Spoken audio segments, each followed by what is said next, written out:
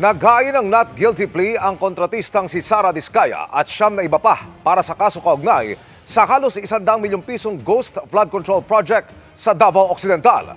Nakatutok si Nico Sereno ng GMA Regional TV.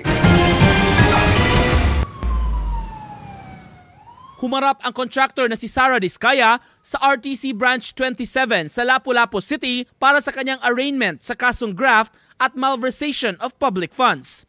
Naroon din ang kanyang kapwa-akusado mula sa kanyang St. Timothy Construction, pati ang 8 DPWH officials sa Davao Occidental.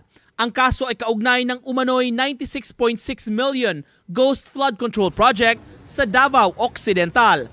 Nagplead silang lahat ng not guilty. Isinagawa ang arraignment matapos ibasura ni Judge Nelson Leco ang motion to quash information at motion to transfer pabalik sa custody ng NBI ang mga akusado.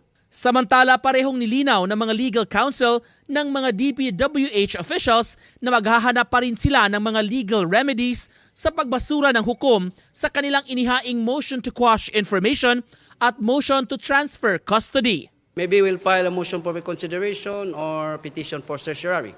So we will be moving forward without abandoning our remedies. We argued in our comment that the suspension issued by the court will be superfluous considering that my clients have already been preventively suspended by DPWH.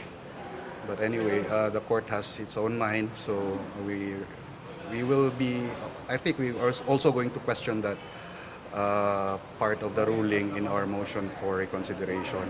Sa February 3 na ang schedule ng pre-trial ng kaso. Parehong di nagbigay ng pahayag sina Diskaya at ang kaniyang mga abogado. Para sa GMA Regional TV at GMA Integrated News, Nico Sereno, Nakatutok 24 Oras.